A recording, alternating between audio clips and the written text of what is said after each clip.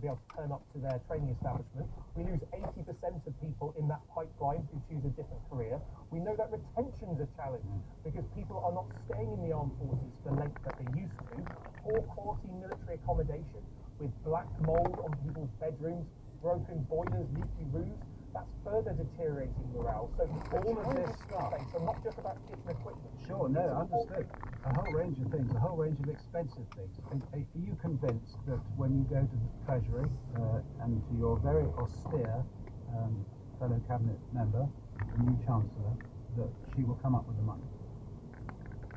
Well, the commitment that's been made not only by Rachel Reeves but by the Prime Minister as well to get to 2.5% is ironclad. But we need to be clear, the way we deliver increased public spending on defence, on schools, hospitals or prisons is by growing our economy. If we don't grow our economy, there won't be the money to support those public services and the ambitions that we have, and that includes defence. And defence can itself help that growth mission. Just to be clear about that, sorry, I mean, it's a really important point about growing the economy, and it's made to us regularly by you all, the incoming government, and indeed it was made very plainly during the election too. But is the corollary of that, if the UK economy doesn't grow, we will not have the money for the extra funding of defence that at the moment you are suggesting is needed? Well, we need to make sure we grow the economy. In our minds, that's non-negotiable. That's why it's the number one. But if we don't, so in other words, just the increase in defence spending is linked to the growing of the economy. The one depends on the other. Is that right? Well, growing our economy will support public services, including defence. But we've set out an ironclad. Yes, but are the two linked? Sorry, are the two linked? In other words, could we see a sizable investment in defence, extra defence spending, even if the economy didn't grow? Well, Justin, that's partly why the defence review next week is so important, because we need to set out what the sequence of any increased defence spending will look like to make sure that we get there. I think your listeners will appreciate we can't change the size and shape of our armed forces overnight, nor can we create the growth that we've been so missing over the last 14 years. But the policies that the Chancellor has set out, the new National Wealth Fund, for instance, policies in defence to buy, make, sell more British equipment, will support that growth mission, will support the ability for us to get our armed forces fighting fit, to able to support not only UK homeland defence, but also support our allies, because within NATO, we all need to be safe. That is the principle of NATO, and that's why in the defence review, you will see us have a NATO first. Just a final thought about Ukraine. The Biden administration now saying that American weapons can be used in strikes in Russian territory, where there are Russian forces that are about to come across the border. Ukraine, and they're making this plain at NATO, aren't they? President Zelensky making it plain. They want the policy expanded. They want strikes against Russian military targets anywhere in Russian territory. What's the British government's position at the moment about Ukraine doing that? Well, it's up to individual nations who provide military equipment to set the parameters of how they're used. Broadly speaking, to date, most of the Western military equipment that's been used in Ukraine has been used within Ukraine's original borders. Should that change? As a country, we provide equipment based on its use being compliant with international humanitarian law. That will remain the case, and they're the type of conversations that I'm certain the Prime Minister and President Zelensky are having in Washington at the NATO summit. Yes, because we are out in certain circumstances for our weapons to be used, or the weapons we've supplied to be used to strike Russian targets inside Russia, and certainly inside Crimea. I just wonder whether we would prefer it that other nations who supply technology, in particular America, also did. Well, let's be clear, that Crimea is Ukrainian territory rather than Russian territory, and the majority of the weapon systems that we provide, including the Storm Shadow missiles, have been used in Ukrainian territory that are occupied illegally by Russia. It's for different countries to set their parameters, and that will be done probably at the NATO summit, with many of those conversations taking place. But what we've seen coming out of the NATO summit already is a commitment from countries to provide more equipment, in particular around air defence, because we know that Russia is relentlessly targeting civilian energy infrastructure, which is reducing the supply of electricity across Ukraine. It's a deliberate attempt to create the attrition that will ultimately, Putin hopes, deliver victory. That's why we've got to provide the air defence systems that keeps Ukrainian critical national infrastructure safe, as well as keeping their cities safe, as well as keeping their front line safe. Now, they're big challenges, and that's why the argument that the Prime Minister and the Defence Secretary are making in Washington. Because Patience used to bring his books in all the time with his smiling face on me. And indeed, his blood sugar book became one of the Bibles that we use for diabetes and pre-diabetes in practice. He had an amazing impact. He got the message across, which with health is difficult. And people often find health messages boring, but they weren't boring with Michael. He made them entertaining, but the message stuck. His legacy will live on because of that. Definitely so entertaining. I can remember interviewing him here on Today, and I've brushed my teeth standing on one leg ever since because of that. And we'd like to hear from you if any of Michael's advice changed your life. Email today@bbc.co.uk or WhatsApp us on 0330 1234 346. Funny having this market to the sporting one. And just in more quarter-finals at Wimbledon today. Djokovic, for example, back on centre court with the fans encouraged last night on BBC television by John McEnroe to refrain from booing. After all, said McEnroe, he's not Darth Vader. BBC television and radio for your coverage there, and Test match special, of course, on 5 Live Sports Extra. Will start today at Lords of the first Test between England and the West Indies. It's Jimmy Anderson's 188th and final appearance for England. He says he's not sure if he'll do a Murray and cheer up. Well, both occasions more than worthy, of course, of top billing, but that inevitably goes today to England against the Netherlands in Dortmund, the second semi-final of the European Championship finals, with a final on Sunday against Spain with a award. They beat France last night 2-1, with 16-year-old Lamine Yamal becoming the youngest player ever to score in the tournament. But to England, their manager Gareth Southgate and their captain Harry Kane, whose performances by his own admission haven't been at their sharpest, but he's definitely up for it. I'm feeling good, of course I know there's an expectation around me and after the season I had to probably have scored more goals by now, but look, 2 goals and you're in a semi-final, I'd have taken that before we hit the ball. So for me personally, it's always an opportunity in the next game to prove yourself and to go out there and put in a great performance and I'll try to do it. This is now the chance to make history, chance to get to the first final, not held in England, first time England will have ever done that. So we're trying to break new ground. That's difficult and it's complicated. Well, let's talk to 2 former England internationals. Goalkeeper David James, who won 53 caps and holds the record for the greatest number of penalty saves in the Premier League. That's 13. And Matthew Upson, a member of the BBC commentary team in Germany, a defender with 21 caps to his credit, and on 5 Live this evening with the commentary team. Good morning to you, gentlemen. Where shall we start, I wonder? Probably with manager Gareth Southgate. Do I sense that he's beginning to win over the media and the fans? Matthew first on that, perhaps? BBC News at 3 o'clock. Armed police teams in Hertfordshire are searching for a man in connection with the murders of the wife and 2 of the daughters of the BBC racing commentator John Hunt. Carol Hunt, who was 61, and the 2 sisters, aged 28 and 25, were found at a property in Bushey with serious injuries last night, but died at the scene. Officers believe 26-year-old Kyle Clifford used a crossbow in the killings and may still be armed. Chief Superintendent John Simpson made this appeal. If members of the public see Kyle Clifford, they urge not to approach him at any point and to dial 999 immediately. Beyond the immediate search operation, a major crime inquiry has been launched. This incident will be a cause of concern to local residents. Additional local officers will be in the area today, so please do speak to them if you need to. Sir Keir Starmer has joined world leaders in Washington for the NATO summit, where support for Ukraine is high on the agenda. On his debut international trip as Prime Minister, Sir Keir said his pledge to raise defence spending to 2.5% of national income was cast iron, but no further details have been given. Royal Mail will no longer use its freight trains to transport posts by rail. The company is planning to sell them and increase the number of deliveries made by road.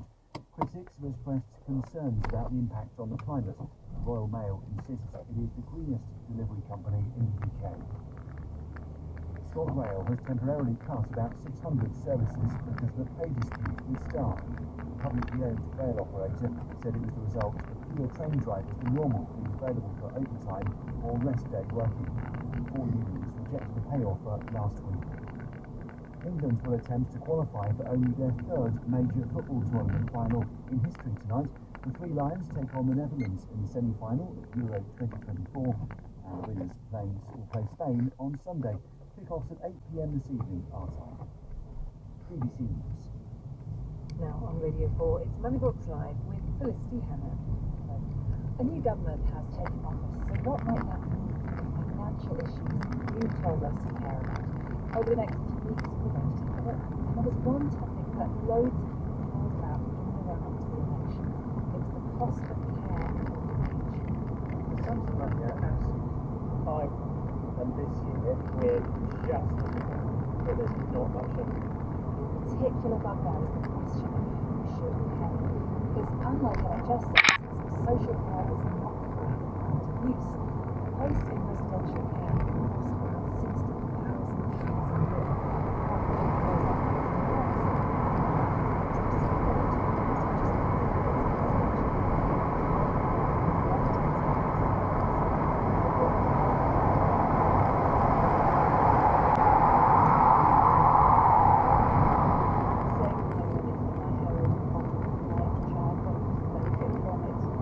Today we're going to break down those costs, we're going to look at the rules around who pays what, and ask what a new government can do about this extremely growing issue. And of course, I want to hear from you. Are you having to sell up to pay care home fees? Have you struggled to get support for loved one needs at home? Maybe you want to know how best to plan your finances around the risk of needing nursing. Get in touch now. Email me at moneybox@bbc.co.uk with any questions or comments. And if you're on X, so how much does it cost? Let's check back in with Tony. He appeared on one of our election Moneybox programmes to talk about the cost of care. His mom has dementia. Just to remind you of his story, the family has gone through her savings, they've sold her home and her possessions, and they're down to her last £15,000. When she moved into the care home, costs £12,500 a month, which is now raised to around £6,000. It's like trying to fill up draining mask because it's going out faster than you can refill it. So you know there's a day when it's going to run out, and just don't know when it ends. You happens probably Sarah, which I wish I was still in, which is what to say, but it is what it is. Tony, when you were on my box before the election, wanting the future government to take this challenge seriously, to address it. There's a new government now, and the Department of Health and Social Care has told us we know that hundreds of thousands of people suffer without the care they need, and so we're going to grip the social care crisis. And we'll also take steps to create a national care service. Does that give you confidence? The devil's usually in the detail. The point where you can manage with the social care service at home up to a point, and then you have to move into a care home. When you're really talking about how to cover those costs. Tony there talking about how much his mum has paid for her care. And listening to Tony on today's Moneybox Live Experts, I'm joined by Nadia Ahmed, Executive Chairman of the National Care Association, which represents care homes, and also Simon Botterill, who's Senior Fellow in Social Care at the King's Fund, which is an independent think tank specialising in health. Good afternoon, thank you for joining us. Simon, Tony's story is going to resonate with a lot of our listeners. Stephen Kinnock is the new Minister for Social Care. Now, we'll get into the detail later, but briefly, what's going to be at the top of his agenda? I think there are three immediate issues that are going to be facing him. One of those is something that actually would affect Tony, so that's charging reform. So the previous government had put on hold, but still intended to introduce in October next year, plans that would set a cap on the lifetime costs of care for an individual. And one of the first things that Stephen Kinnock will have to do is decide whether the new Labour government is going to go ahead and implement that cap as planned. The other two things, the government is going to have to decide how much money it's going to give to local authorities to spend on just keeping the current social care system afloat. They'll have to decide that by the end of this year. And then the third thing is workforce. Labour, in opposition and in their manifesto, promised reform, promised better pay for care workers, and they'll have to decide exactly how they're going to do that over the next few months. Okay, well, on that care cap, the previous government had said they would introduce the care cap in October next year and that no one would pay more than £86,000 for their care, and after that the state would pay the rest. We did ask Simon, the Labour government, if they were going to go ahead with that, and they told us they'd provide more detail in due course.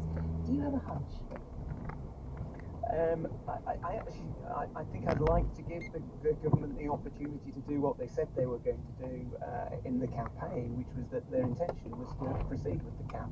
I think it's a good reform. It's by no means the only thing that social care needs, but it's a good reform. There have been several false attempts to get it underway. So I think they just said that they would let the cap go ahead. I think let's see and let's hope that they actually do as they said they would. Yes, a number of governments have tried to get to grips with this in the last few decades.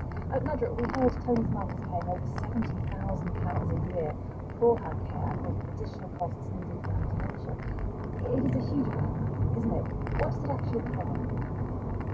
It's a huge amount of money, and what we have to think through is that this is for 24-hour care, but of course the choice of where you place your loved one is yours, and the average that we know about is between £700 and £1,200 a week.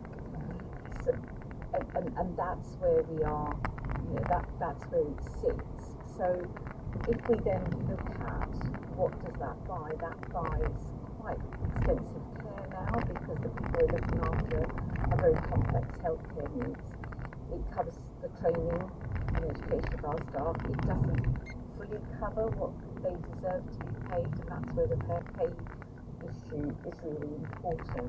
But it also then covers all the kind of costs of living in a service as you would in your own home. That's all the utility costs, food, the laundry, that 24-hour care. So it does cover everything, and actually if you look at the sort of at the £700 a week kind of figure, we're talking about £4.16 an hour. If you then look at it at the £1,200 a week, then you're looking at £171 a week. From £100 a week at 700 and 161, which is £7 an hour. Okay.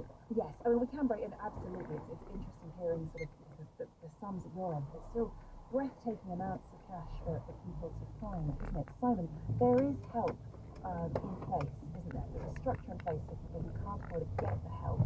Can you tell us what the rules are and how they vary across the UK? Yeah, so as you said, social care is means tested, unlike the NHS. So essentially, if you want to get publicly funded social care, you've got to prove two things, really. You've got to show that your needs are high.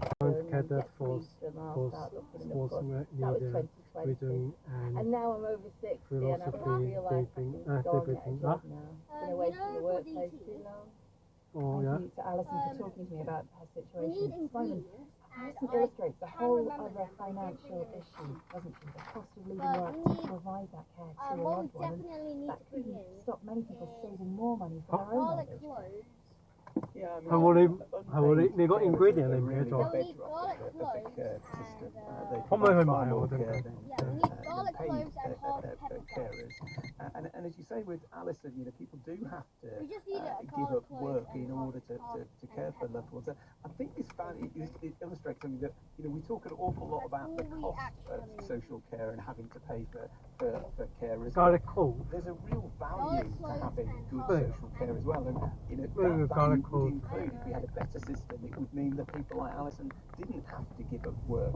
I still hear about people like who are nurses in the NHS who end up having to give up their jobs in order to care for a family member. So there's a real value to having a good formal system of social care where people can get access to decent, high quality but relatively low cost or subsidised or free funding, free care from the state.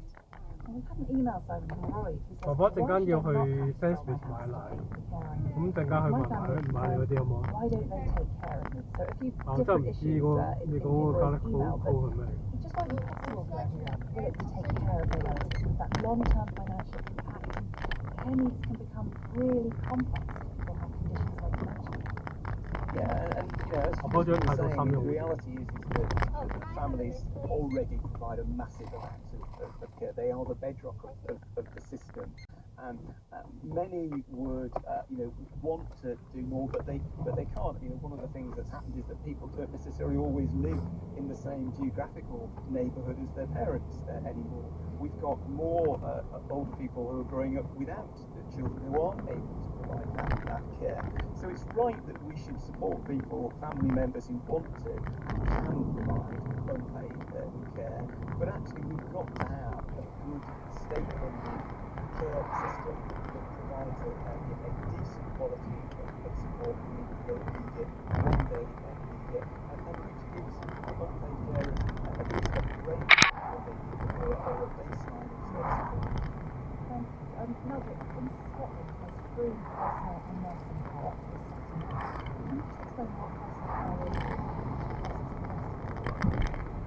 Well, I think personal care is that 哥，有可以打俾媽咪問，跟住問媽咪你講嗰嚿嘢係咪？咩咖喱？你話要買嗰嚿嘅咖喱唔知乜鬼？你問下媽咪睇下媽咪知唔知咩？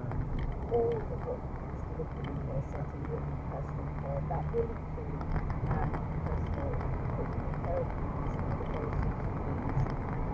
I think other things that we're expecting to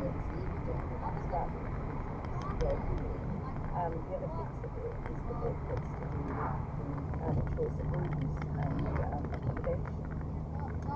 The other bit is personal care in the home, from nursing home, paying up to £10 an hour. Without going to a care home. Let's hear from Phil next. We spoke to him before we came on air. He told me about choosing a care home. Phil's got because there was no one at home for her to look after her. Fortunately, she had been in a couple of homes before just a short stay while Dad was doing the previous year. So I kind of knew some of the records because it's really important to check out the different areas that you've got in the area because it's not as straightforward as choosing the most expensive one. They seem to offer the most expensive one. But you have to cut your cloth accordingly, and obviously you have to kind of. Okay, 問媽咪屋企有冇有嘅話唔使買。Your loved one's needs, and there's no point in paying a load of money for a place that has a hairdresser and nail bar. Okay. Your loved one's not going to use it. 你問媽咪，佢要個 pepper 可唔可以用屋企個 pepper 定要買個？ Relatively good value in comparison with some of the others in the area. It's just under £1,000 a week. 你問媽咪咧，如果你問媽咪你要 pepper 啊嘛，你問媽咪我哋嗰日買咗一個嘛，我媽咪可唔可以用嗰個 pepper 咧？我哋再買一個。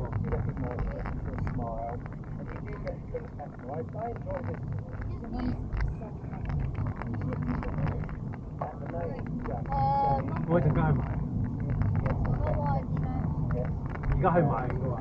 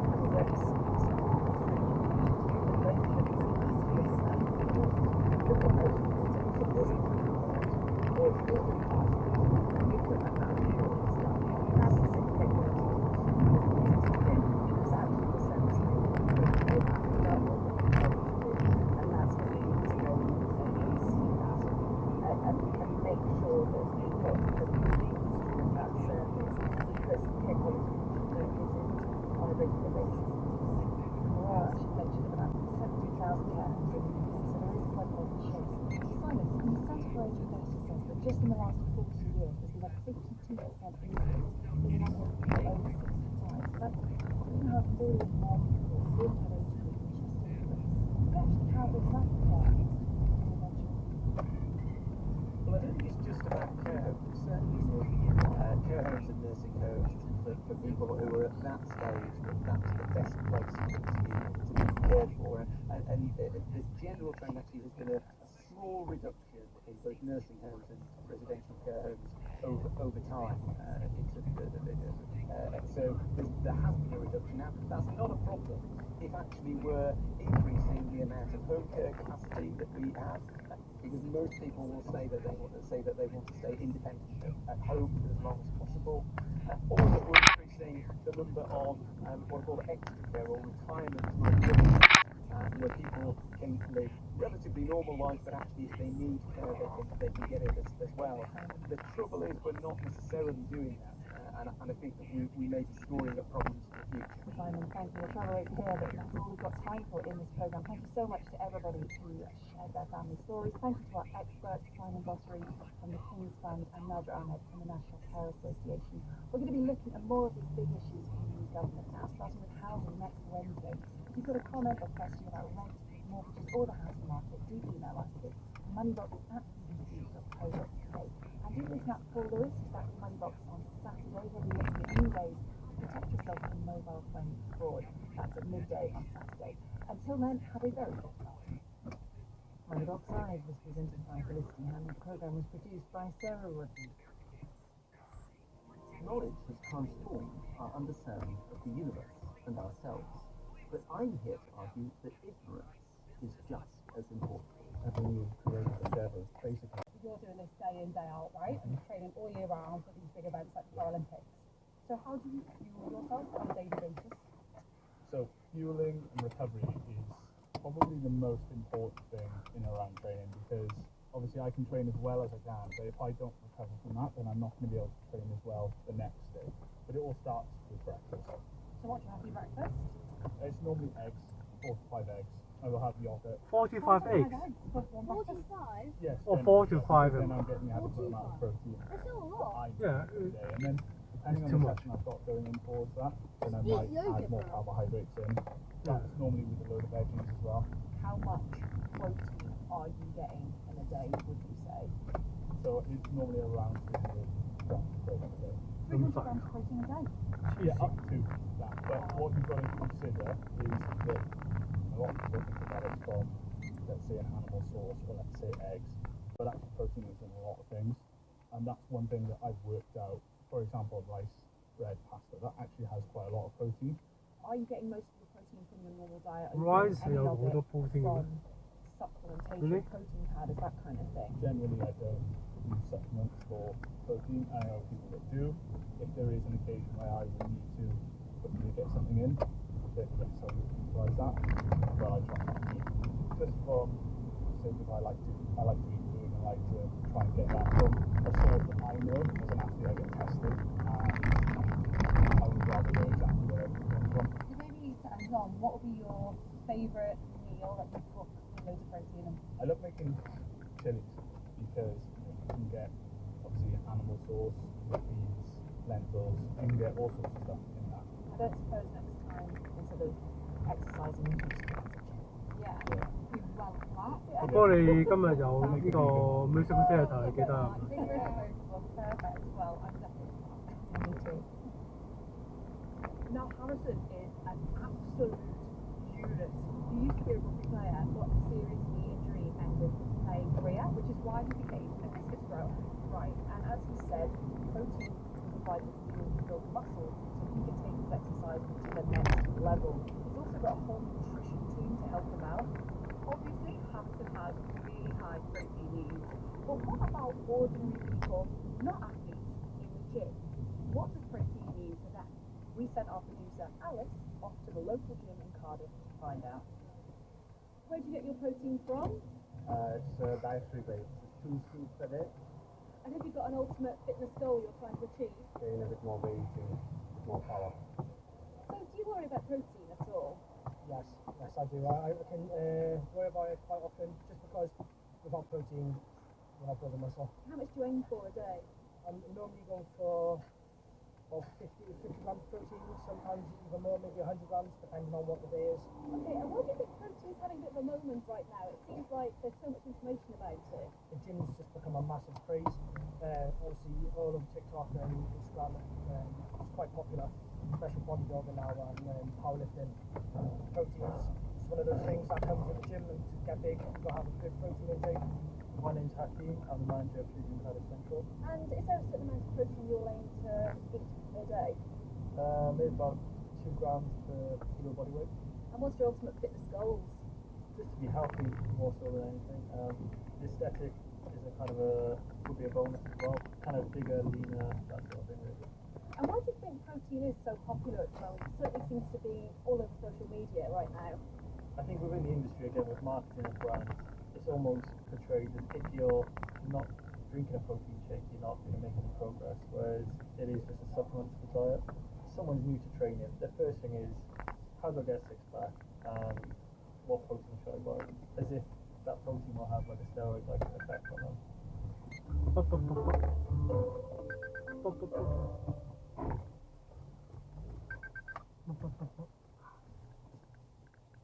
Julia, thanks for driving me to the supermarket. I'm your chauffeur, what can I say? Alright, let's go in. Yep, I'm ready. But how much has this protein trend made it to the supermarket aisles? Popular politicians and the media. We've got about 100 seconds, maybe question. Well, famously, when Nick Griffin and the British National Party had seats in the European Parliament, they cleared on question time, and that led to the unravelling of the BNP. So by input and spotlight, their policies were challenged, they withered, and we got rid of them, thank goodness. So, yeah, I think it's a real interview. Robin Mosey, thank you so much for coming on the programme as well. Dr. Hanievsky and Dominic Rin, thank you so much to all of you for coming on the programme. Yes, we also heard from Victor Lefranc, a politics reporter at Politico Europe, to Oz Chatterjee, filmmaker speaking to us from Ukraine, and to Priyanka Ravat, a reporter with the Christian Gate. We also have from Harriet Lyne from the Daily Mail and Sam Jeffers, founder of 爸爸陣間去洗車啊要。 We've got time for now. Just a quick reminder, 跟 if 住 you're listening back to this 你 edition of the media 你 show, 今個禮拜5要去 garage 嗰度學嗰個 flash bomb 嗰個跳舞嗰個。你使唔使再睇個 video 啊？你睇咗少少啫喎，上次個 video。So It's much fun. has changed, but I'm here again to try and get behind the characters at the forefront of this new political world. For the new government, I'll try and bring a fresh perspective on people who will soon be familiar political figures in a new series of Political Thinking. I don't grill my guests, but I do ask them to reflect, to open up, so we get to understand who they really are. Join me, Nick Robinson, for a new series of Political Thinking on Radio 4 and BBC Sounds. Starts this Saturday afternoon at 5:30. It's 5 o'clock and time for here.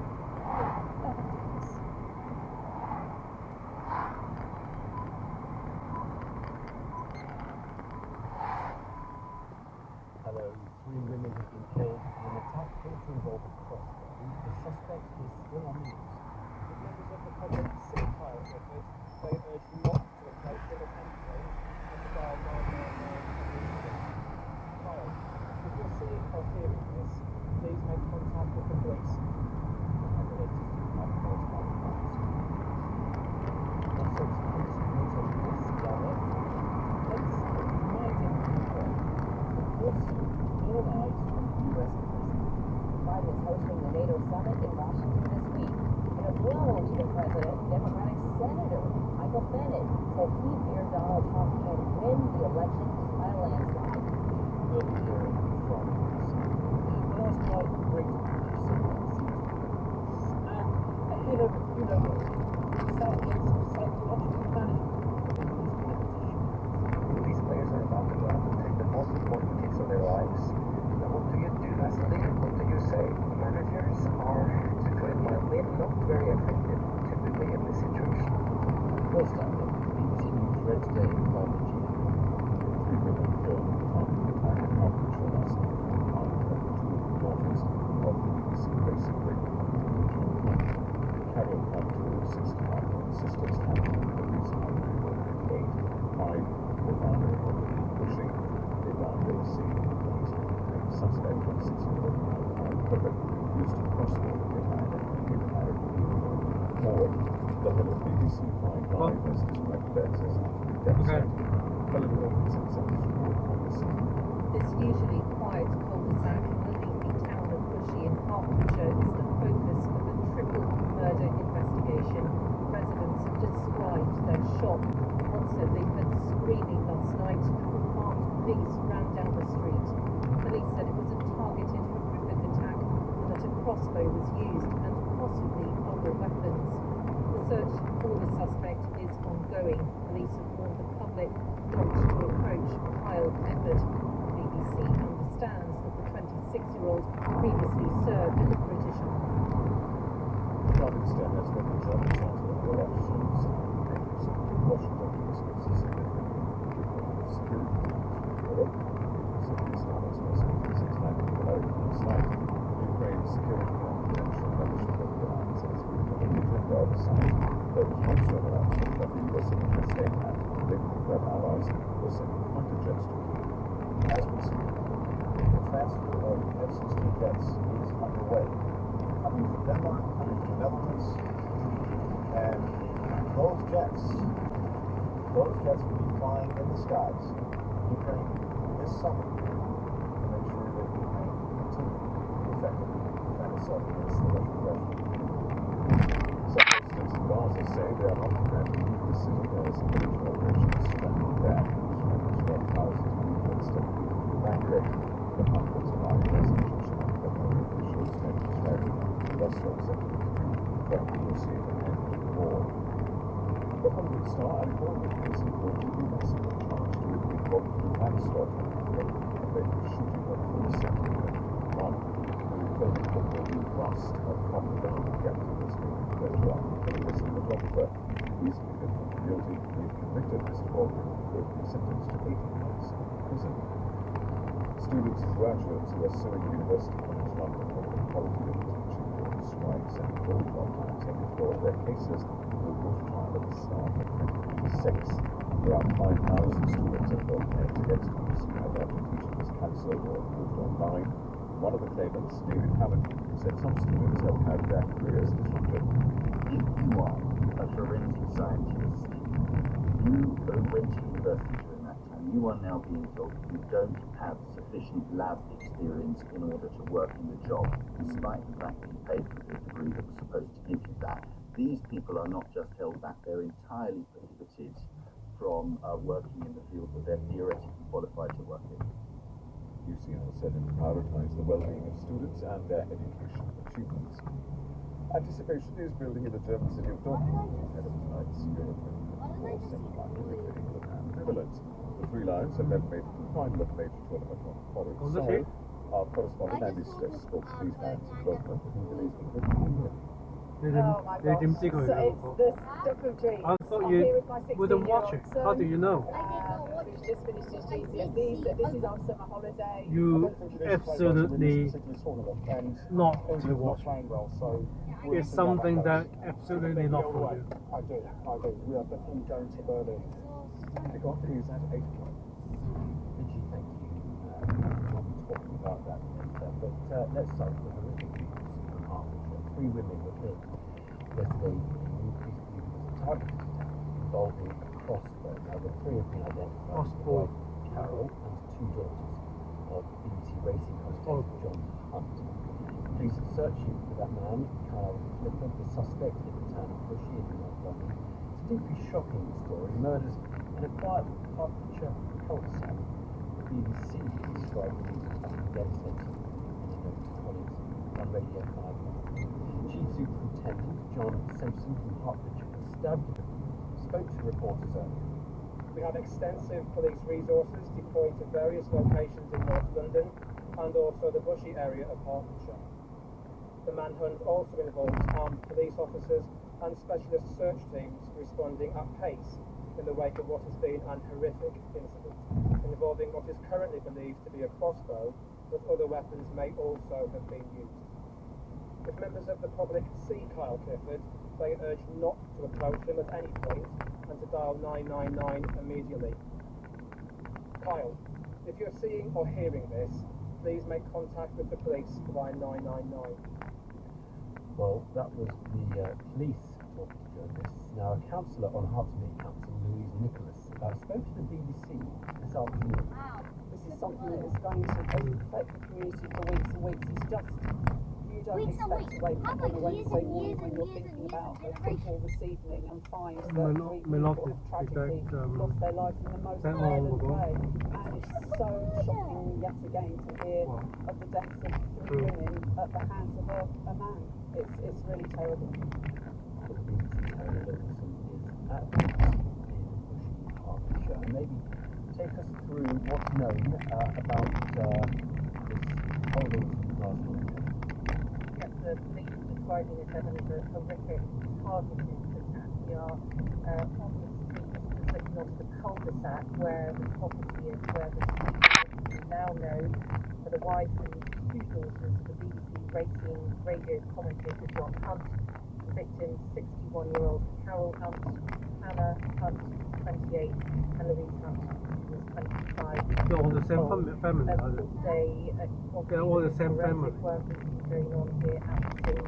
It's a deeply shocking incident, and you hear from residents around here who not only have described what they saw in their they want to hunt for being hunted. Who didn't want to be named, said that they heard screaming before seeing armed police running down the street, but also today as the police filtered through this very suburban beachy town in Hertfordshire, was deeply shocked at what has happened. In terms of what we know so far, we know that police are still looking for the suspect, Kyle Clifford, 26 years old. They have searched a property in the Enfield area where he is from. We know that searches were carried out earlier on there today. We also know that police have made a direct appeal, as we heard there, to him, asking him to give himself up. A crossbow was used in the attack, possibly it won't be in here. It's not in Norwich, is it? Have also urged members of the public, following that very public appeal earlier today, if they see him, radio we can't see, but on telly will be carrying a crossbow, they say, but to call 999 immediately. An extensive police search is still ongoing to find Kyle Clifford, who is 26 years old. The police here at the scene continue with their extensive work in trying to piece together exactly what happened here yesterday. Helena, thanks for that. I can also tell you that the Home Secretary has said she'll urgently consider the findings of a previous government review into whether tighter crossbow laws should be introduced. That was following the news today. I can't say I know anything about the previous review into crossbow laws, but clearly that whole issue is being attacked. The search obviously ongoing for Kyle. It looks quite normal. Leaders of NATO countries have been gathering in Washington for a 75th anniversary summit, a draft communique has been produced taking support for Ukraine and a path to NATO membership for Ukraine when conditions are right. That draft also calls on China to stop supporting Russia's war efforts. Obviously, hanging over the summit is the issue of who exactly will be in charge of the US next year.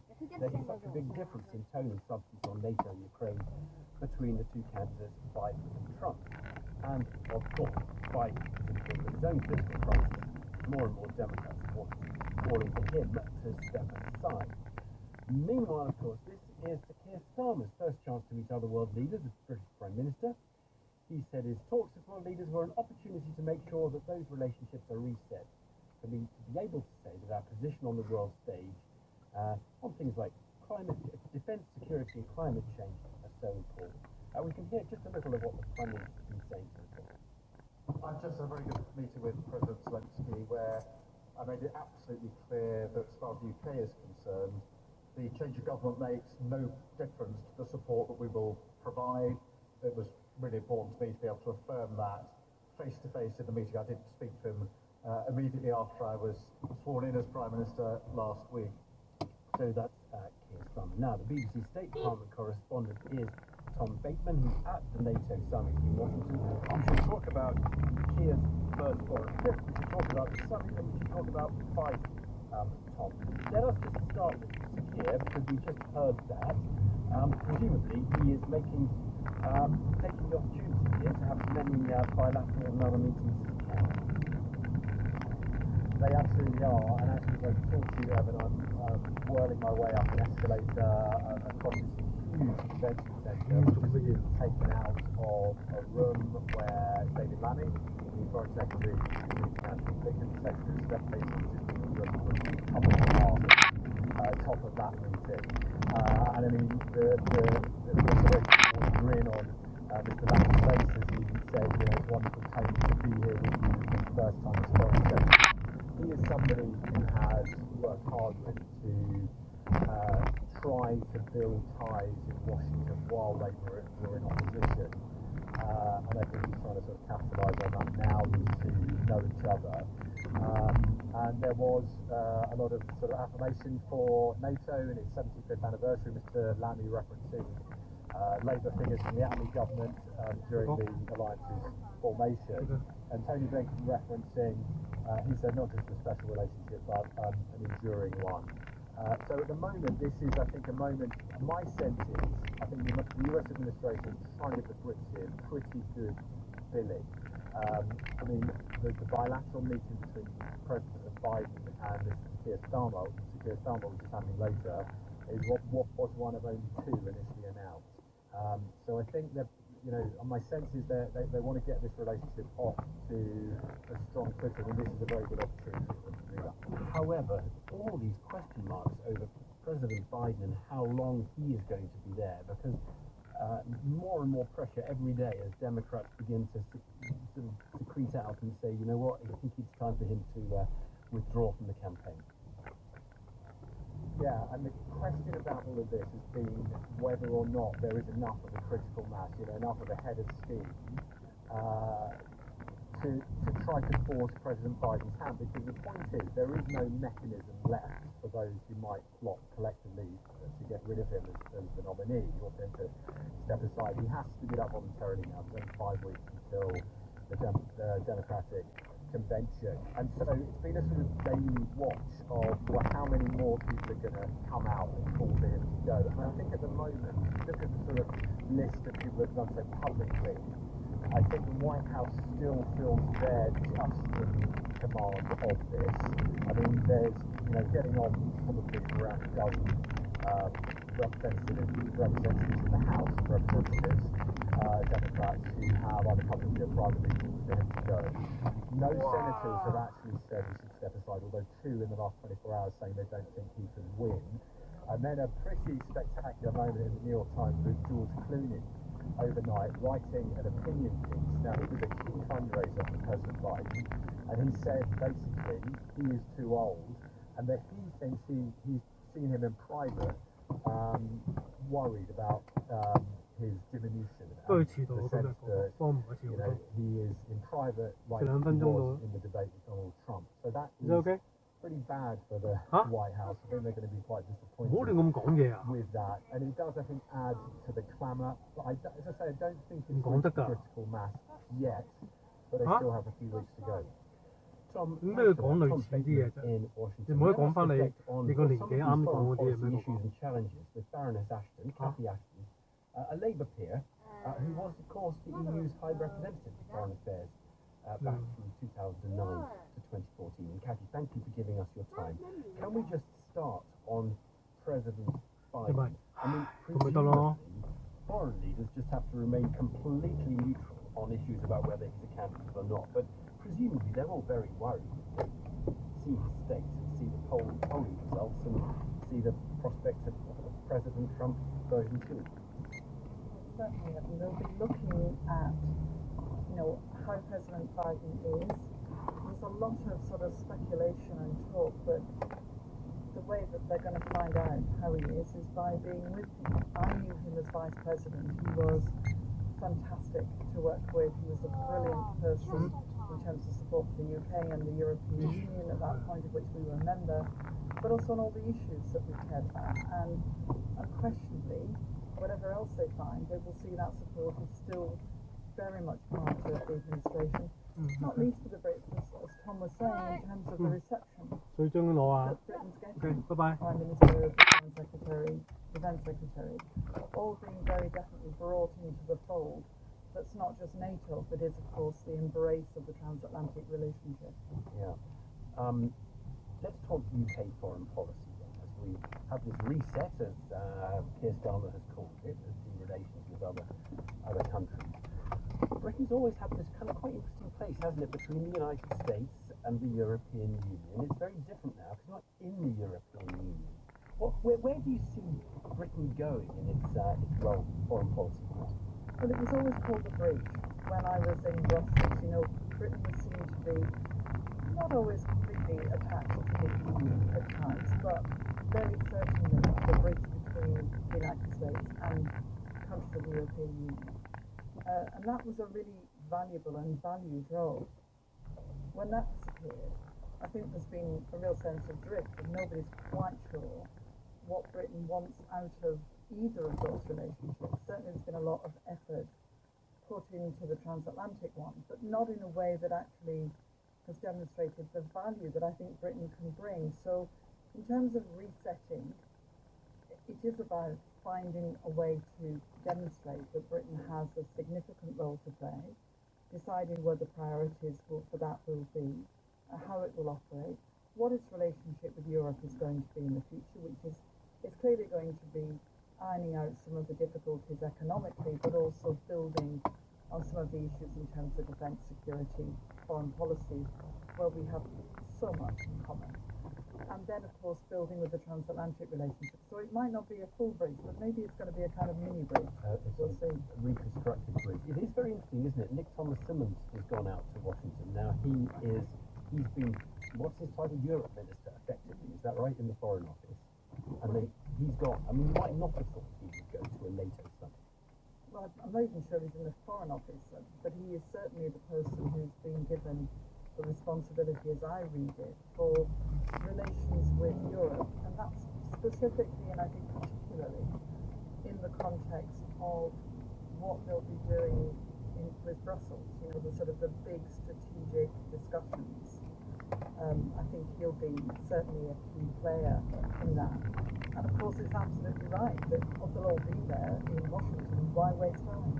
In a sense, really having the right level of conversations with different countries, but also, thinking about Europe in those conversations, particularly. We have to choose a new ambassador to Washington. It's a very practical foreign policy question. The government have made clear that the Rishi Sunak choice, Tim Barrett, not going to be dispatched there. Does it make sense at this point to wait until you know who's going to be president before you decide who's going there? Because you can imagine different styles of ambassadors suiting different presidents. Well, Cameron Pierce is there presently, is doing a great job. There's no reason to move her. I feel sorry for Tim, who I know very well because he's sort of in limbo. So we'll just leave him there for a minute while we think about the future. And my guess is that they'll be saying, well, you're right. Depending on the president, we need a different style. We need somebody with a different focus. You know, sometimes you need more economic focus, sometimes more political focus. The big thing about the role of the ambassador is the kind of gatekeeper and the door opener that allows the principals, the ministers, to be able to walk through and have the conversations that they need to have. So it'll need to be somebody who's got the right skill set. If I were them, I would wait until you see who's in the White House and what the team looks like, because then I think the skill set you need would probably become more obvious. Your name has been linked to this, Kathy, I should say. It would be a dereliction of journalistic duty not to ask whether you fancy that particular. Don't believe everything you read in the newspapers. I think nobody ever told you that. Caveat. 20 past 5. Let's get some other headlines. Here's the tea. Ireland's Prime Minister Simon Harris says that an Irish national who's been detained in the United Arab Emirates has been released and is flying home. Tory Towie faced a charge of attempted suicide. Royal Mail will no longer use its freight trains to transport post by rail. The company is planning to sell them and increase the number of deliveries made by road. And Chinese customs have caught a man who was trying to smuggle more than 100 live snakes into the country. The reptiles were hidden in 6 drawstring bags inside the man's pockets. Thank you, Vinci. Now, 3 hours' time, the big Euro semi-final between England and the Netherlands will be underway. In 5 hours, it could all be over. We could be heading to Berlin for a final. But let's not get ahead of ourselves. Excitement is building. Our colleague Christian Fraser was busy assessing the mood amongst the travelling England fans in Dortmund this afternoon, where he met a fan called John, who had attracted a certain amount of attention for leaving the game against Slovakia early when England were 1-0 down. He therefore missed Jude Bellingham's spectacular stoppage by the equaliser after England was ultimately winning in extra time. He, speaking to Christian Fraser, attempted to justify his decision. It was awful all game. It was so bad. Me and my mate, we had 2 young boys with us and thought, right, the transfer murder, 2 hours to get out. We'll walk out in 92 minutes, we'll still be in the stadium for full time. Got right near the exit, right, it's got to be over. 2 yards past the gate, big cheer, thought, oh, well, that's full time, all over. Took another 2 yards, England have scored. What? So, right, that's it, we've got to go back in. We've rushed to go back in and slam the gates. We've got 2 14-year-old boys crying. I couldn't believe it. That weren't bad enough. Sky News that night, we're the losers leaving. If you want to see the comments we took, ban them for life, one said. Anyway, just to redeem myself, it's absolutely broken doors. I thought, right, the 13-year-old BMW's got to go. That's on the car? Had to go. Oh, come on, he's had to go. MOT was up next month, so I thought, right, that's got to go. Sold it, come back, we're going to sing the art out and repay it back. Are we going to get a performance? About time, I think so, yeah. And we're at the jump. Well,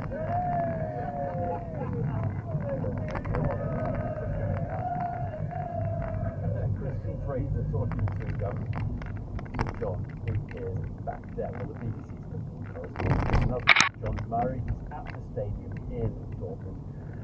John, I'm guessing there are a lot more Dutch fans than English fans because it's like so close to the Netherlands. Clearly, people are coming over the border. They're flooding over the border from the Netherlands, and the roads were absolutely full of vans and cars and trucks and pickups full of orange, tooting their horns. And I think possibly they will dominate the stadium here tonight in terms of numbers. But don't worry, I think England will be holding their own. Right, now you're a bit early, aren't you? We are several hours from the start, but I do imagine it is, the atmosphere is developing. Well, what I'm expecting tonight, you know, your interviewee John there and everyone back home, I have to say, I would not be at all surprised if this is another stressful evening for England supporters. I think they're quite well matched, these teams. The Netherlands are 2 places lower in the world rankings than England. I mean, they did come through in 3rd place in the group, so they squeezed into the knockout stages, the Netherlands, but they've had 2 good wins since then. There are very many familiar faces. There are 15 of this Dutch squad that either currently or have played in England. So there are lots and lots of matchups that we've seen before in the Premier League. And as has been mentioned, whether England are able to improve their performance again. But if they are, then they are on the brink of history here, England. They have never reached a final on foreign soil. So the only two finals that England have been involved in, the Euros last time round at Wembley, and of course 1966, which was also at Wembley in the World Cup. Well, look, I mean, John, help me out here, because I've been having an argument all afternoon with...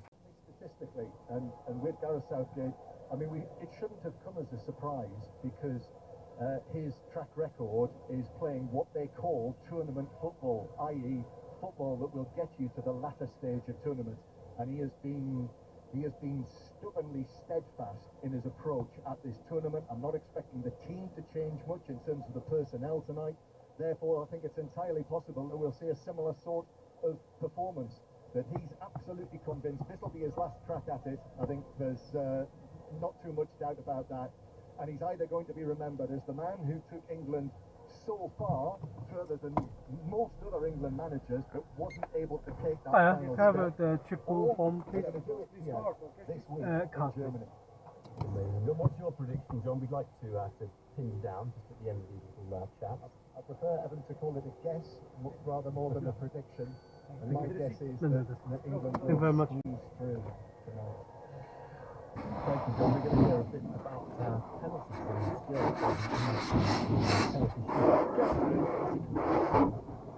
later in now, summer's come to abrupt end, perhaps even started. We've got some heavy rain in the forecast at times. Some heavy rain.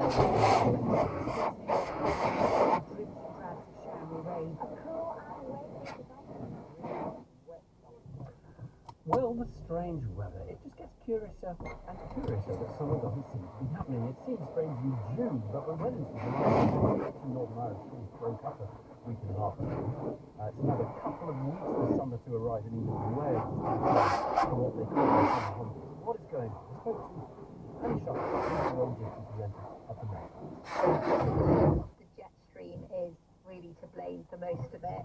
Our summers do vary in the UK hugely from year to year, but this year we've had the jet stream to the south of the UK, a lot of it, and the jet stream sort of divides up the cold air across the north of the Atlantic and the tropical air to the south in the Atlantic, and we often sit in the middle of that, but because it's been to the south, we've had that colder portion across the UK, so that's why it has been quite disappointingly cold.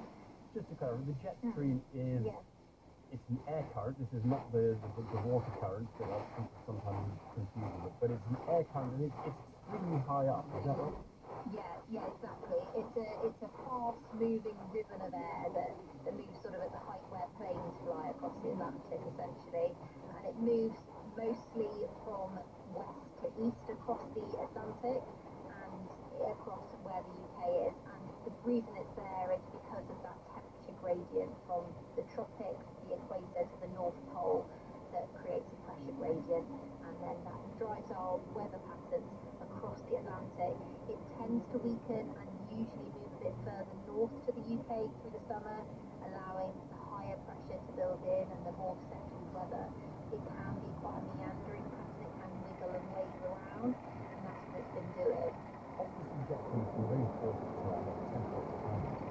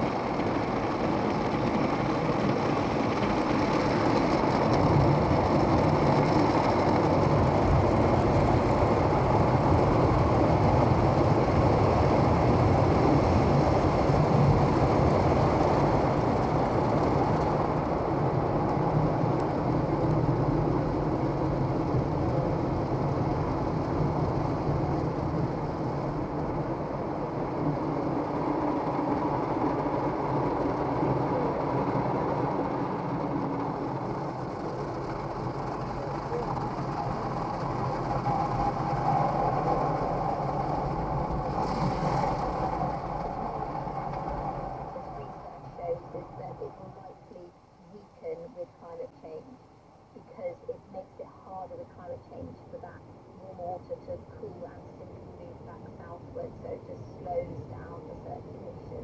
But slows it down so we have warm water system near us, or slows it down if we don't have much warm water creeping up to us? Yeah, exactly. So the aim of how it works is it means that Europe is currently warmer than it should be because we have warmer water moving up. If that circulation slows down, as it is quite likely to do with reduced climate change, we also have lots of other factors such as change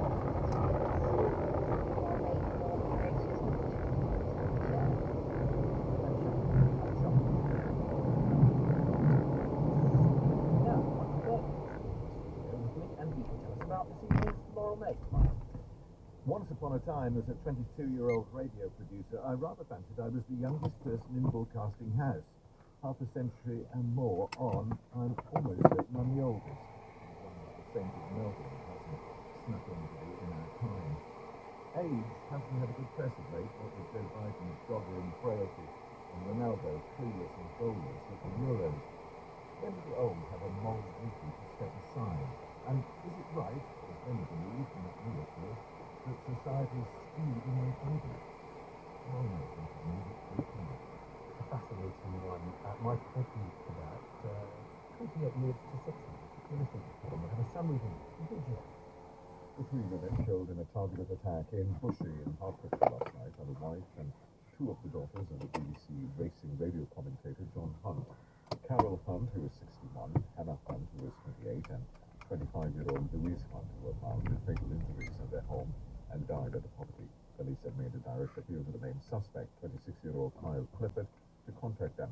Detectives say the attack was carried out with a crossbow and possibly other weapons. On the second day of their summit in Washington, NATO allies have announced that they've begun to transfer F-16 fighter planes to Ukraine. President Zelensky said the aircraft would bring a lasting peace closer. NATO's Secretary-General Jens Stoltenberg said he also expected a substantial new aid package to be agreed. 5 countries have already pledged new air defense systems. Israeli aircraft have dropped thousands of leaflets over Gaza City, telling all residents to evacuate and head south towards the center of the territory. It's the second time people have been told to flee the area since the start of the conflict. ScotRail has temporarily cut about 600 services because of a pay dispute with staff. The publicly owned rail operator said it was the result of fewer train drivers than normal being available for overtime or rest day working. 4 unions rejected a pay offer last week. Students and graduates who are suing University College London over the quality of teaching during strikes and COVID lockdowns have been told their cases will go to trial at the start of 2026. Around 5,000 students have brought claims against UCL after teaching was cancelled or moved online. UCL said they prioritise the well-being of students and their educational achievements. Well, there's less than 2.5 hours to go until the Euro 2024 semi-final between England and the Netherlands in the German city of Dortmund. If England win, they will play Spain on Sunday. It will be the first time the three lions have made it to the final of a major tournament on foreign soil. Thanks, Vicky. Now, 2 children, both from the same primary school in Liverpool, have died. The school head teachers of the school community is devastated to learn from passing 2 of their young children. What is not clear at the moment is the cause of the 2 deaths. But the school is dealing with an outbreak of Giardia, a gastric parasite, a relatively common infection that wouldn't be expected to be fatal diseases. Andy Gill joins us from Liverpool. Andy, first, just tell us about the infection. Well, I think first of all, worth pointing out that this school, Millstead School, is a special school for children aged 2 to 11 who have profound and multiple learning difficulties, in some cases severe learning difficulties, things like being on the autism spectrum. This infection has been going on at Millstead School since June this year. The bug Giardia can cause diarrhea, cramps and bloating. As you say, it's not usually a serious risk to health. You can get it from contact with people or animals who carry it, or from contaminated food and drink, treat it normally with antibiotics. But in this case, it's clearly not an easy infection to tackle because the school has 2 sites in Liverpool. Both the sites were closed last week in an effort to get rid of this infection. And that decision was taken partly because people who have this infection can be asymptomatic, so wouldn't know if they were passing it on or not. So the school closed last week. It was open today, however. What do we know about the 2 children who sadly died? Not a great deal, to be honest. They were aged 5 and 6. One of them died towards the end of last week, just before the weekend. The first one died, we're told, a couple of weeks before that. We don't know their identities, and importantly, we don't know the official cause of death in either of the cases of these 2 young children. But the health authority, UKHS, they're saying they think it's unlikely that 2 children died from Giardia? Yes, the UK Health Security Agency has been working with the school and with the local council, Liverpool City Council, following this outbreak. We've had a statement from the local health protection scheme saying the deaths are unlikely to be due to Giardia. They say that the bug usually causes what they call a self-limiting gastrointestinal infection. However, it can spread easily in households and schools. So, unlikely, it doesn't rule it out, they're saying unlikely to cause these deaths. Worth pointing out that quite often children who have severe learning difficulties can also have underlying physical health problems as well. We don't know whether any underlying health problems have been an issue in these 2 cases. Andy, thank you for that.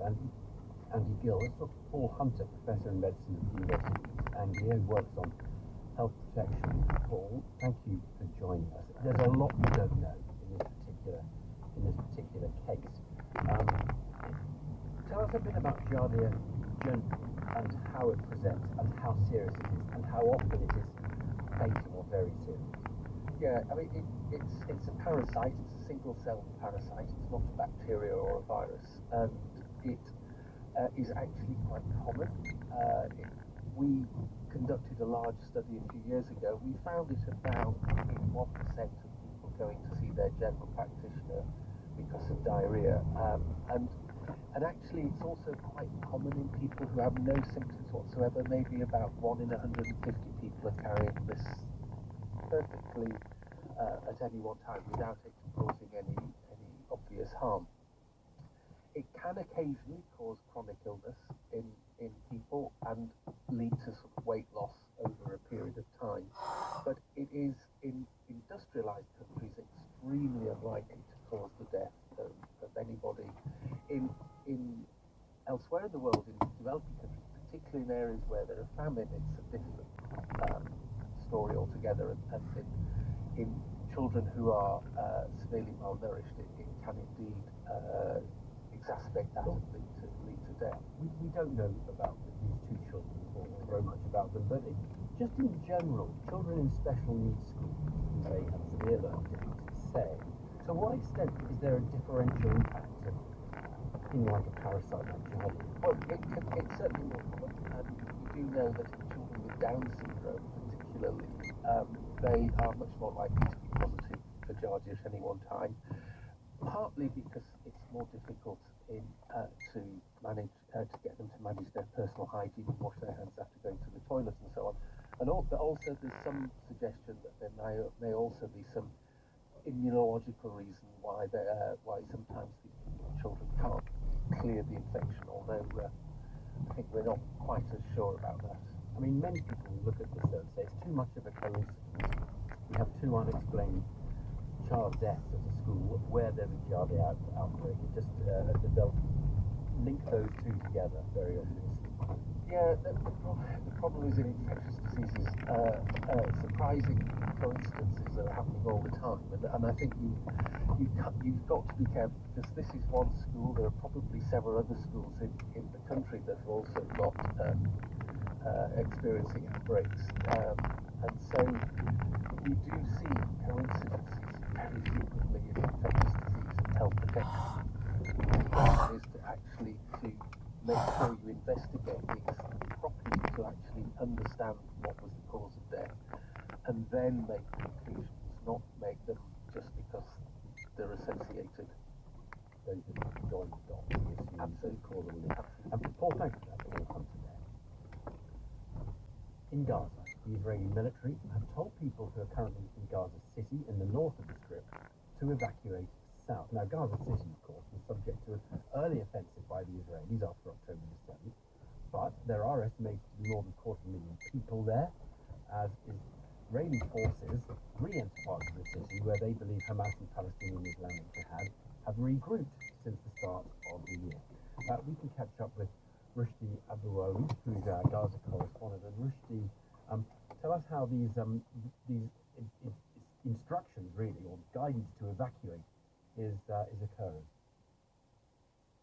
About 2 days ago, the Israeli military started an operation in the eastern part of Gaza City and the north and the southwest part of Gaza City, and people then received evacuation orders by leaflet, text messages, and phone calls to people. So it was a bit of a confusing for the people where to go and how to leave. This morning, the Israeli aircraft dropped leaflet over Gaza City, and there was no clear evacuation order within the leaflet, but they were drawing a map of 2 lines where people can leave to what they say is the safe zone in the south. In fact, monitoring arrived at Windsor Castle with a loaded one to kill Queen Elizabeth.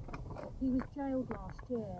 It was after this case that the Conservative government considered tightening laws to stop the weapon from being used in violent attacks.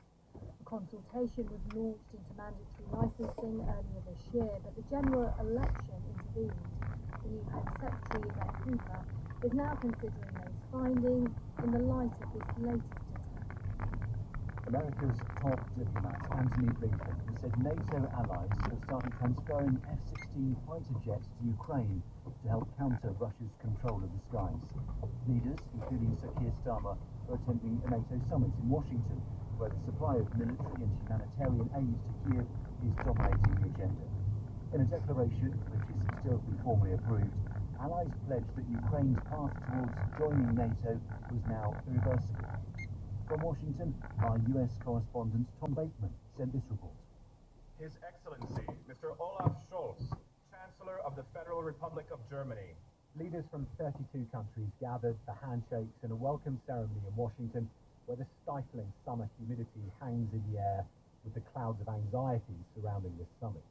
It had opened with a presentation of resolve by President Biden in the face, he said, of Russian aggression, and the claim the alliance has never been stronger. The US Secretary of State Antony Blinken said a significant package of further military support for Ukraine would be unveiled by the end of the summit, starting with fighter jets.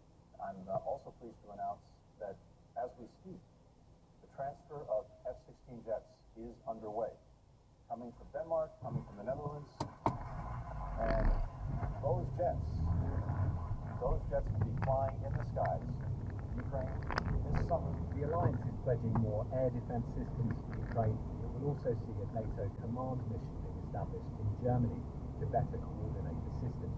One attempt to, in the words of analysts, trump-proof the outcome of this summit against the possibility of an election in November by the NATO skeptic Donald Trump. A draft of the final summit agreement also suggests Ukraine will be offered a so-called irreversible path to membership. But that will still disappoint President Zelensky, who wants a clear timetable. Secretary General Jens Stoltenberg said NATO had to work by agreement. Wavering leadership and the chances of a change in direction after November's US election. On the margins of the summit, Mr. Zelensky has been reaching out to Republicans and invoking the memory of Ronald Reagan, a clear attempt to try to sell the case for American engagement, not isolationism. As well as appealing to the current president for clearer pledges, he's having to pitch the case for NATO to supporters of his rival to the White House. Ahead of his arrival at the summit, Sir Keir Starmer said he'd made cast-iron commitments to increase Britain's defence budget, but he didn't specify when this would happen. On the fringes of the event, the Defence Secretary John Healey also refused to set out a timetable, as our defence correspondent Jonathan Beale reports from the summit. Labour's new Defence Secretary arrived in Washington with a promise that Britain would be the leading European nation in NATO. But in reality, the level of UK defence spending is falling behind some of its European allies. And this government is already coming under pressure to do more. John Healey said it was committed to increasing defence spending to 2.5% of GDP. While no timetable has been set out for the leadership contest, there seems to be a growing consensus among Tory MPs that a longer process will be better for the party.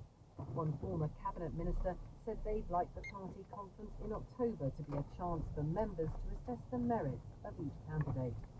So far, no one has publicly declared that they're going to run, and Tory MPs are keeping tight lips about who they're likely to support. But any hope that the contest would unify the party has already been dashed, with an extraordinary public spat between Suella Braverman and Kemi Badenoch. At yesterday's meeting of the Shadow Cabinet, you know that? criticised Rishi Sunak for a disastrous election campaign and said Tories were traumatised by the result, including Suella Braverman, who she said appeared to be having a very public nervous breakdown. Today, Ms Braverman hit back, saying on social media that Kemi and the rest of the cabinet should not have nodded along as they took the party to disaster. The blame game is underway. Ireland's Prime Minister Simon Harris says that an Irish woman detained in the United Arab Emirates on a charge of attempting suicide has been released and is flying home. The authorities in Dubai banned Tory Towie from leaving the state. Mr Harris said she'd been a victim of gender-based violence, and instead of waking up in a hospital, she woke up in a police station. Our Ireland's correspondent, Chris Page. Tory Towie is 20 years and has moved to Dubai to work as a flight attendant. Last month, she was charged with criminal offences, including having alcohol and attempting suicide. The United Arab Emirates is one of relatively few countries where you would like that is book, against the law. 1984 and The leader of the Irish government, Taoiseach Simon Harris, said Ms Towie wasn't a criminal, but was the victim of gender-based violence. The passport had also been destroyed. The flight attendant's aunt, Lynn, said she had a dreadful ordeal. It's an awful situation for any young person, or any person. Just a useful book like all the other useful books for you. So you may not need it, but if you want to design, you have a book. Acceptable for a citizen to be treated in this way. Diplomats pressed the authorities in Dubai for Ms Towie to be allowed to come home. At lunchtime, Taoiseach announced to the Irish Parliament that the travel ban imposed on her had been lifted. The embassy staff will help her leave the UAE. This time I don't know. Towie would probably have been jailed. The Dublin government have in the last few minutes, the UAE government confirms to the BBC that charges against Ms Towie have been dropped. Almost 3 years after the fatal shooting on the set of the movie Rust, prosecutors have begun to lay out their case against the actor Alec Baldwin. For you, but you don't have any use yet, I think, after he pointed because you don't need to do any accidentally shooting her dead. His lawyers insist he wasn't responsible for the safety of the gun. Our correspondent Emma Vardy reports from the court at Santa Fe in New Mexico.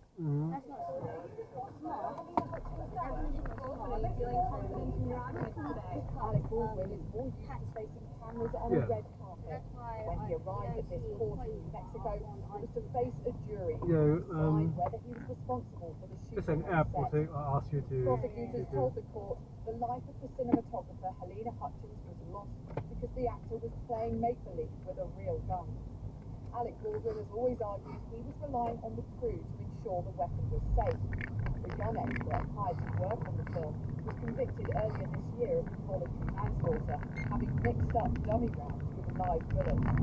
Alec Baldwin faces the same charge, and if found guilty, could face 18 months in jail. His defence lawyer told the jury that what had happened was an unspeakable tragedy, that the star had committed no crime. ScotRail has temporarily cut about 600 services and introduced an emergency timetable after 4 unions representing rail workers in Scotland rejected a pay deal last week. The company said many train drivers had stopped agreeing to work overtime and on their rest days. One of the unions, ASDEC, said it was likely to launch industrial action. ScotRail said it wanted a deal which was fair to staff and value for money to taxpayers. Royal Mail will no longer use its freight trains to transport post by rail. The company is planning to sell them and increase the number of deliveries made by road. Royal Mail first moved onto the rail tracks in 1830, 7 years before Victoria became Queen. Our correspondent Zoe Conway has more on the severing of a historic link.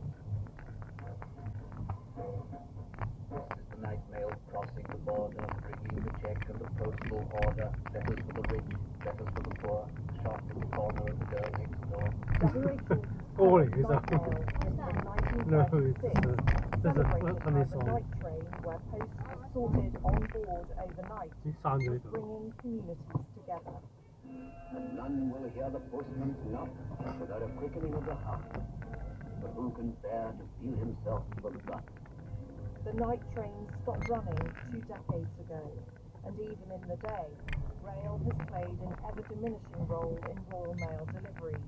Only 3% of posts now moves by rail, and whilst the company says some will be carried on the tracks, it's selling off the remainder of its freight trains. Royal Mail says it will increase the number of deliveries made by road, and claims that its large electric fleet of vehicles and use of biofuel makes it the greenest delivery company in the UK. At Wimbledon, the 7-time champion Novak Djokovic is through to the semi-finals after his opponent, Alexander Minor, was forced to withdraw. Djokovic will face either Italy's Lorenzo Musetti or the American 13th seed Taylor Fritz in the next round. This afternoon, the women's quarter-final matches have been underway. Laura Scott is watching the action at Wimbledon. On a rare dry day at these championships, the roofs came off, royalty came in, and every court was in use, with 109 matches to be played. In front of the Queen, who said it was nice to escape to Wimbledon for the day, the 2022 champion Elena Rybakina put in a clinical performance to sweep past Alina Svitolina and will face Barbora Krejcikova in the semi-finals. There was disappointment as Australia's Alex de Minaur pulled out of the men's singles quarter-finals with a hip injury. It meant there was a competition for the easiest day in the office between his opponent Novak Djokovic, who was given a walkover to the semi-finals and ended up practicing with his children, and the mixed doubles pairing of Jackson Withrow and Albina Tucciardi, who wrapped up their match in just over 2 minutes today. Although that first round contest was at the same time unusually lengthy, having got underway on Saturday. England's cricketers are in a strong position on the opening day of the first test against the West Indies at Lord's. It's the final match for Jimmy Anderson, the country's most successful fast bowler, but he's been overshadowed by a man making his test debut. Let's head live to Eleanor Oldroyd at Lord's. Yes, all the build-up was about the veteran Anderson playing his final test at nearly 42, with his daughters ringing the bell to herald the start of play. But the debutant Gus Atkinson stole his thunder with figures of 7 for 45, including 3 in 4 balls. That spell sparked a collapse for West Indies from 88 for 3 to 121 all out. Harry Brook took a spectacular slip catch to dismiss another debutant, Mikhail Louis, off the bowling of Ben Stokes, and Anderson chipped in with the final wicket to take his career tally to 701. In the flight, England lost Ben Duckett early, and Ollie Popen's Atcorn rebuilt with a partnership of 94 to move into a first innings lead. Pope started 57, Crawley was brilliantly caught by Seals for 76. Wow. Close play, England are 158 for 3, 37 runs ahead. In the City 100 share index ended the day up 54 points at 8,194. On Wall Street a short time ago, Dow Jones was up 164 points at 39,456. On currency markets, the pound is trading at $1.28.5, against the euro, sterling is at €1.18.6. That makes euro worth 84.3 pence. Some seekers know it's often a battle to save a coveted spot on the beach. Now the Greek authorities are using drones to step up the fight against beachfront businesses holding that space with expensive sunbeds. The rules in Greece are intended to leave enough room for the public. Our Southern Europe correspondent Mark Lowen has been finding out about the struggle for free access and the power one can wield with a humble towel.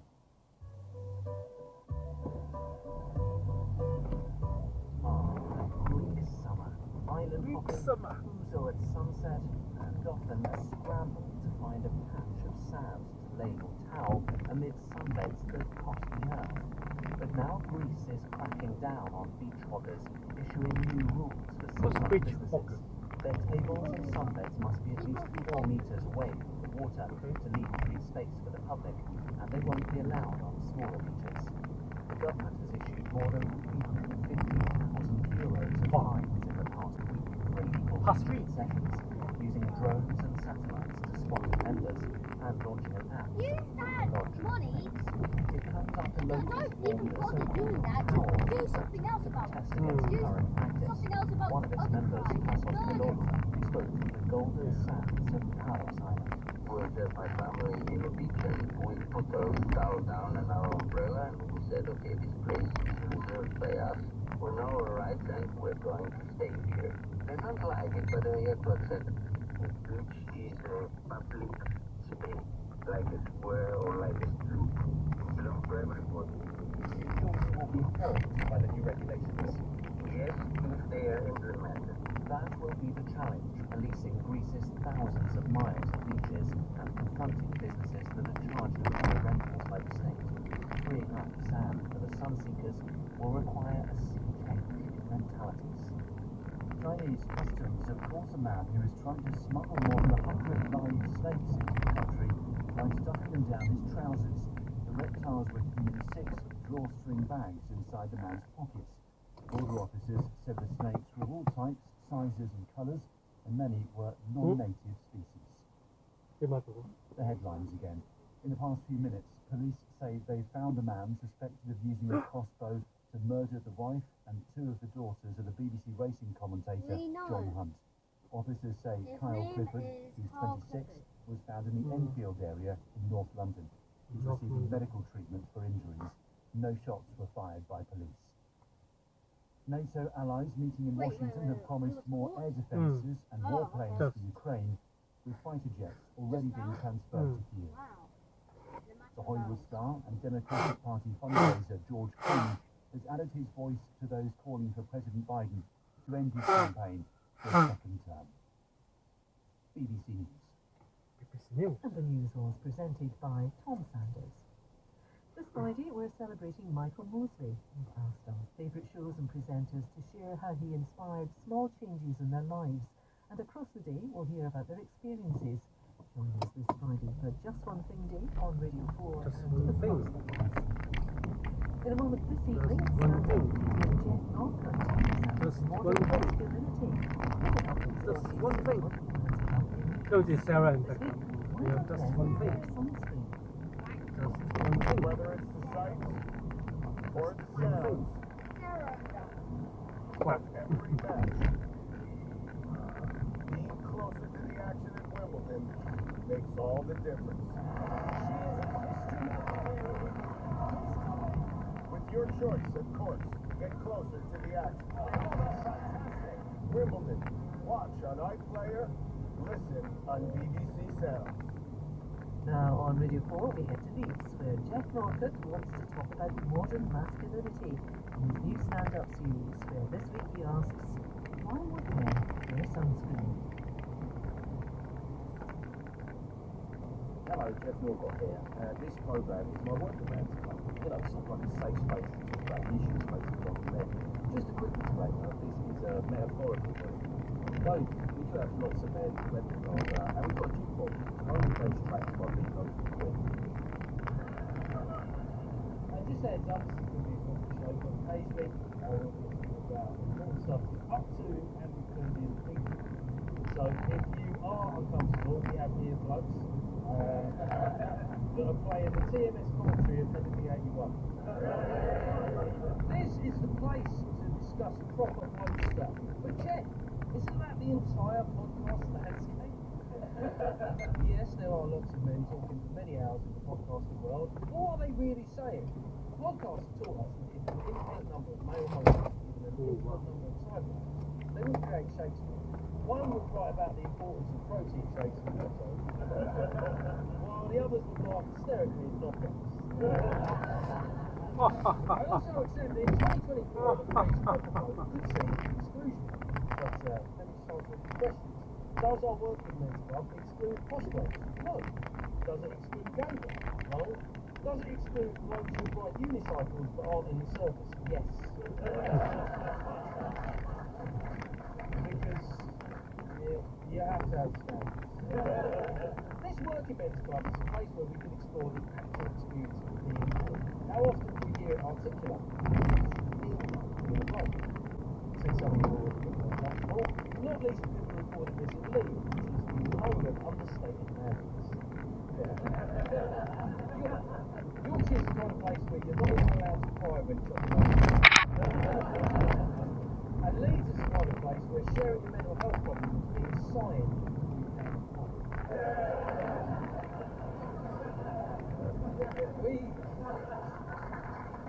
I'll give you a bit over the years. And don't worry, just to break the tension, from time to time we will have the manly hub thing. You know, the kind of stuff that the clubs worry. About the clubs generally. I am very pained. Would you rather never be able to eat meat again and nobody finds out, or be able to eat whatever you want but everyone thinks you're a vegan?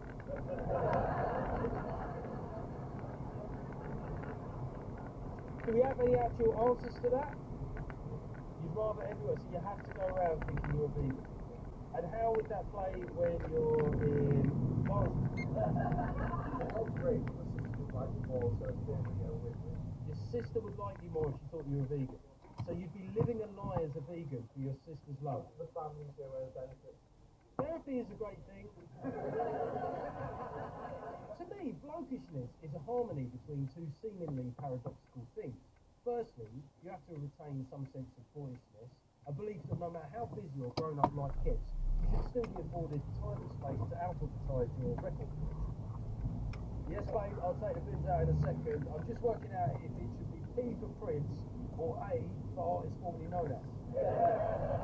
Simultaneously, there's a fussiness about the average bloke. Right? He'll know that disposing of something at the recycling centre is the middle-aged equivalent of a threesome. And let's be honest, once you hit a certain age, it's better than a threesome. For one thing, I know where I stand at a recycling centre, I know what goes where and when it's okay to ask for help.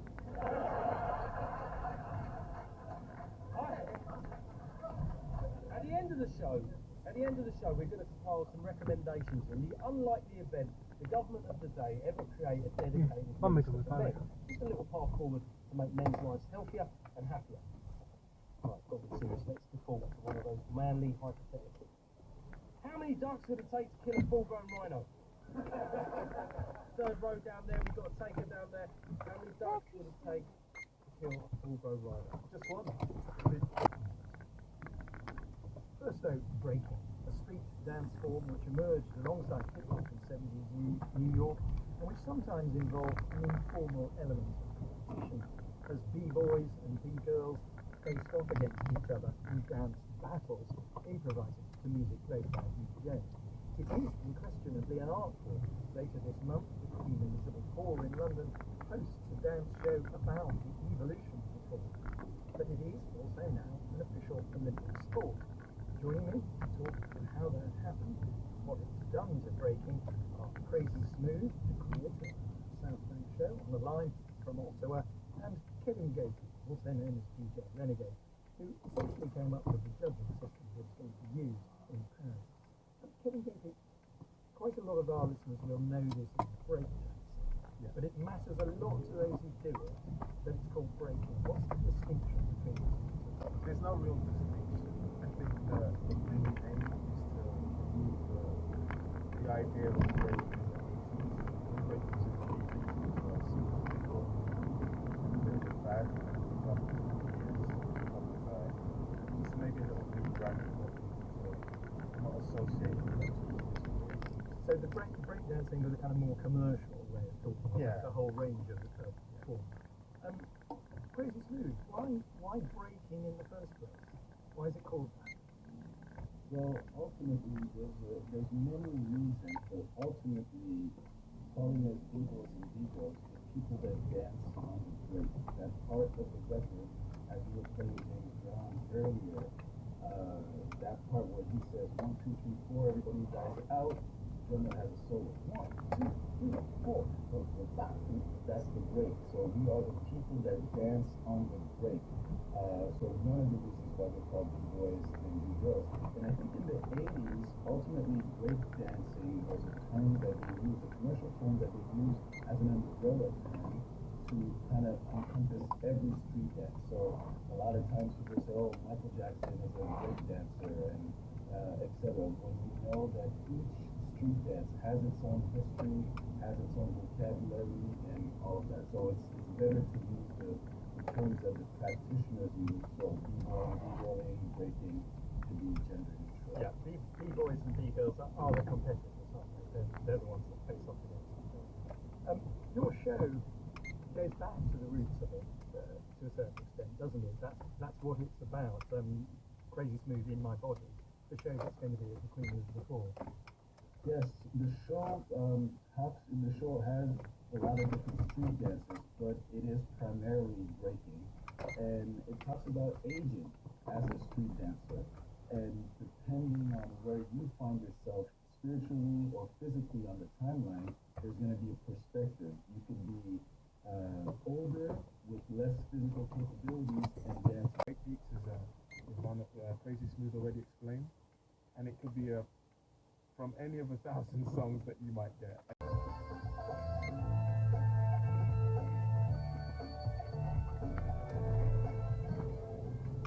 That's a very incredible bongo.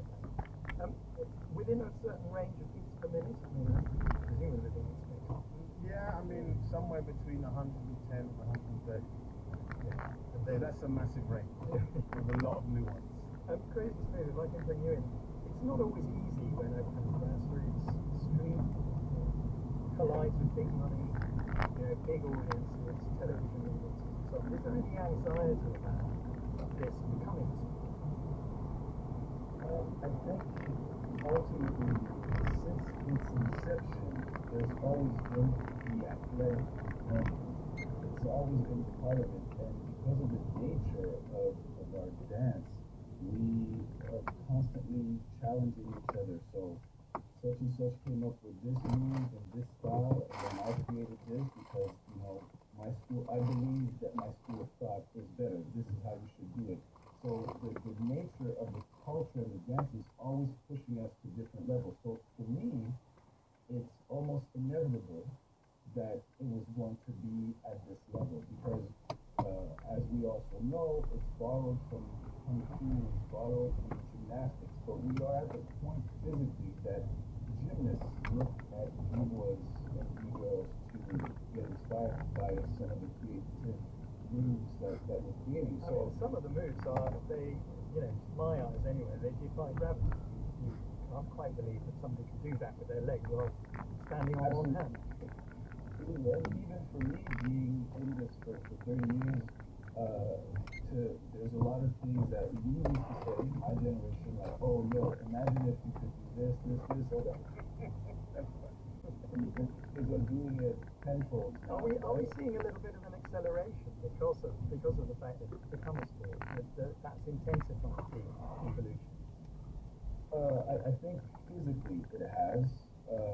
There's another component that we haven't talked about that changed the culture and the way things have been happening. It's the internet.